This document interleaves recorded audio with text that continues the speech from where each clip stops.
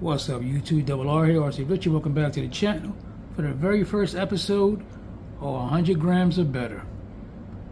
This is where I showcase my hard bodies that are 100 grams, give or take, or higher.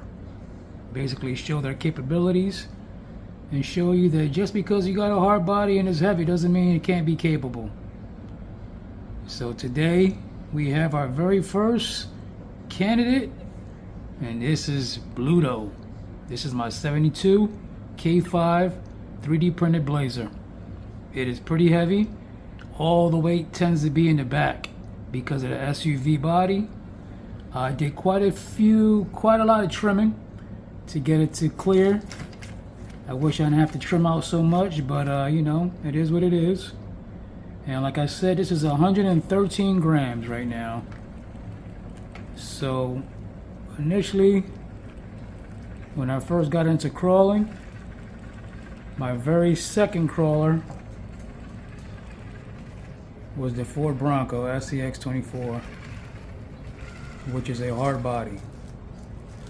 So that kind of got me motivated to, just because it's a hard body, to try to get it to perform. And I know a lot of people say, you know, it's a hard body, you don't expect it to perform. But yeah, that's where I like the challenge. And normally that's going to take a lot more weight than normal setups. And to me, I like the weight. To me, these little small cars, trucks, Jeeps, do better with gravity, meaning weight, to pull them down, get better grip out the tires.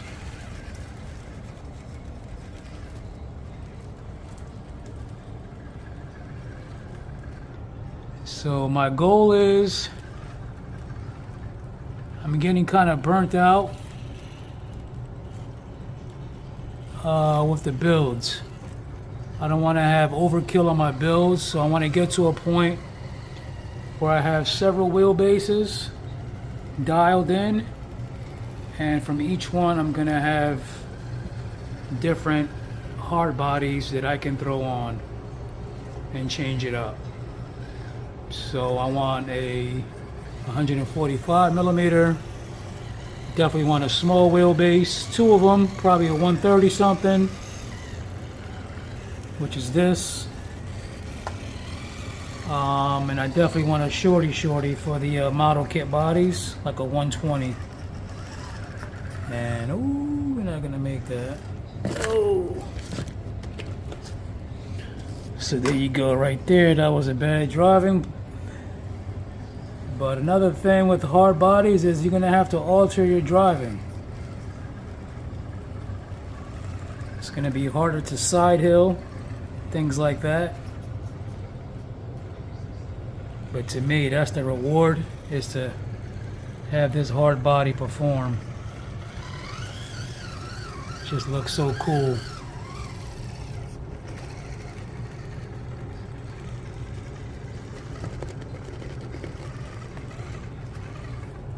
And when I tell you, my FCX 18 body with the spare tire, ooh, it's going to be a tight one. No! Again, put myself in a bad driving situation. Took it to the top.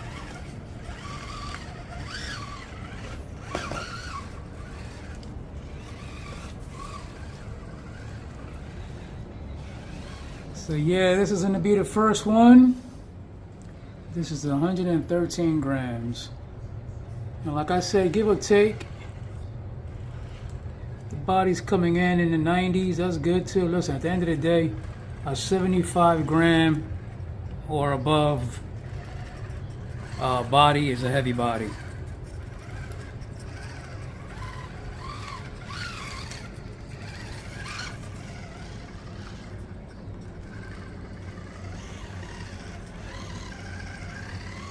So yeah, with all that being said, I'm working on another one, so stay tuned for that one. Definitely just waiting on some more parts. You might have saw the body already though.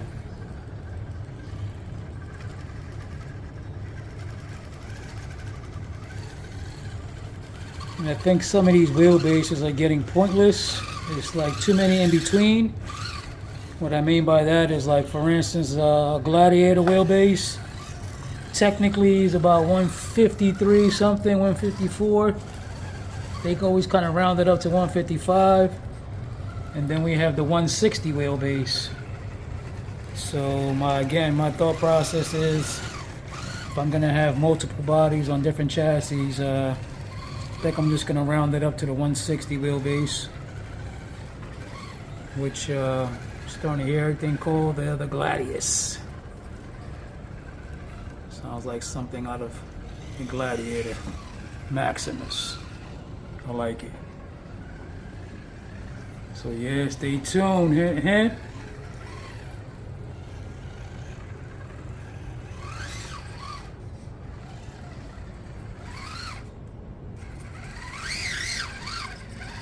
Give this some real speed. Give this some real speed. Yeah.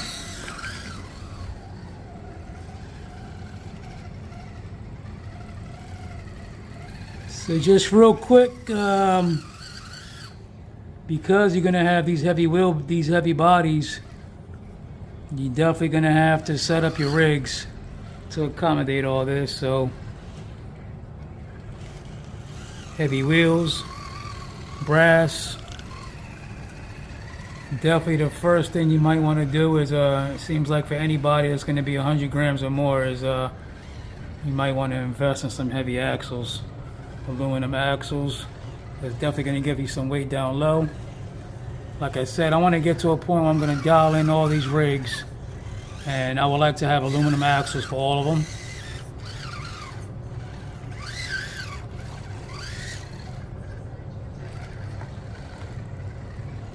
Again, I just think the aluminum axle, that weight down low, is just a lot better for these rigs.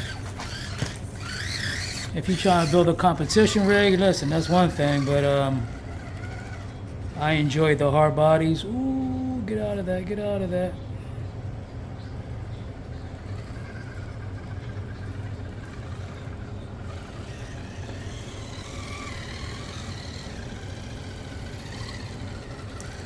Yeah, I love this body. Each body I gain more experience with different things. Like, for instance, I did this window, now I did another window, and I got a lot better with that. My paint jobs I've been getting a lot better too with my patina. And I'm starting to get into the scale a little more as far as accessories and stuff like that. I think it looks cool. Oh, look at that.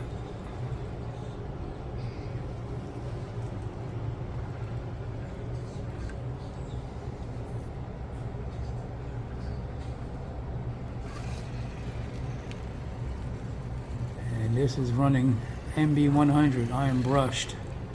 All my SCX 24s are brushed. I do have brushless as well. Everybody says once you go brushless, you can't go back. No, you can. I go back and forth all the time. There's nothing wrong with it. I feel like you should only go brushless if you need it. And to be honest with you, these 50-turn Enduras are the truth. I haven't felt a need to need more wheel speed. This one is running 33% underdrive. And again, I know there's a real big debate on all that. Easiest way to remember this, man, is you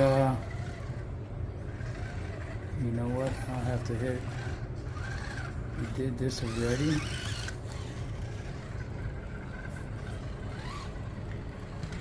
Underdrive is going to slow down your wheels in the rear. So basically that's going to create more torque. Overdrive is going to create more wheel speed in the front. So that's going to lose torque, but now you have more wheel speed. Which one do I like the best?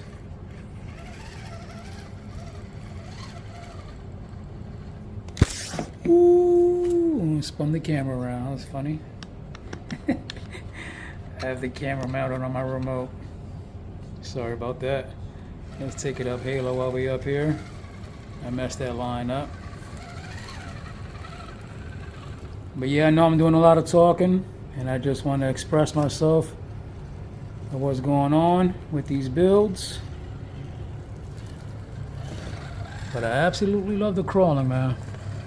This is one genre of RCing that I just fell in love with. I do like to bash and all that stuff, man, but there's something about crawling. And I never thought I would get to this point. There you have it.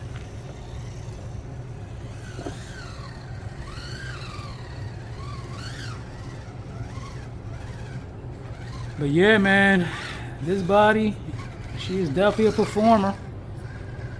And like I said, I think I can get a little bit more performance with a couple more tweaks to get it dialed in more. And I'm going to show you everything and what it took to get to this point. And I have a lot of DIY things on here. And that's another point I want to... Ooh, see that? Wasn't paying attention. And that's the one negative about this body.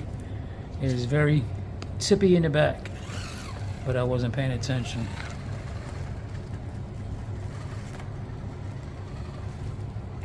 Like that. It's a steep incline now.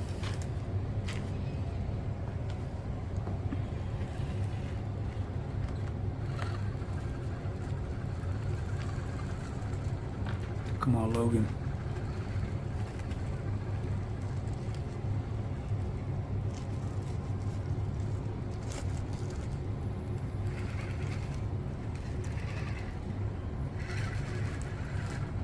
See, this is the MB100. 33% underdrive. So I feel like the underdrive is definitely a little slower.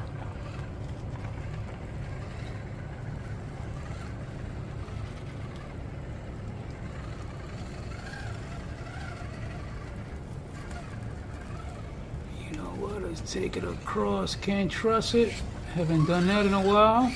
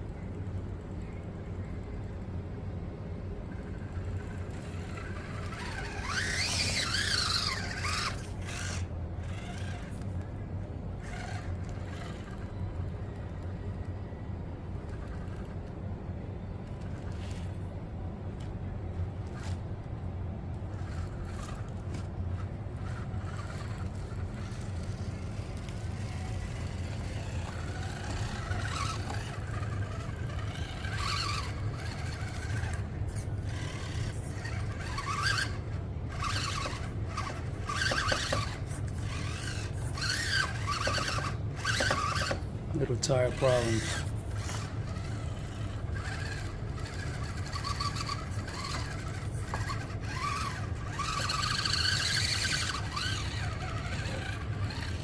A little friction, get you that some of that traction.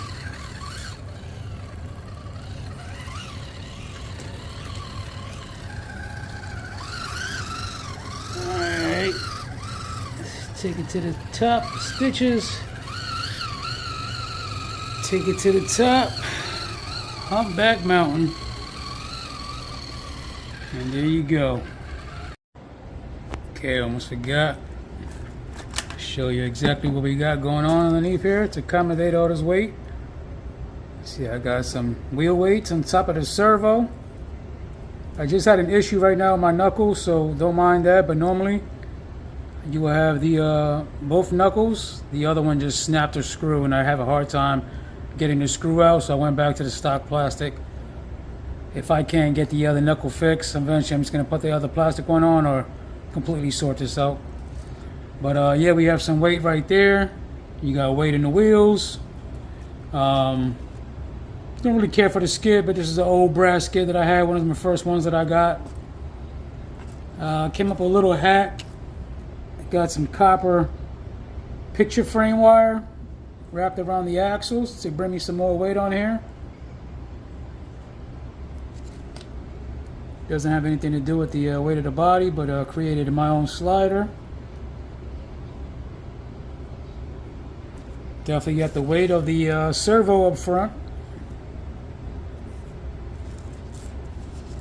Yeah, and that's pretty much it. So, you know, it's not going to be a whole lot, but you're definitely going to have to put some more weight on here. So, yep, stay tuned, like and subscribe. Catch you guys in the next one for another episode of 100 grams or better.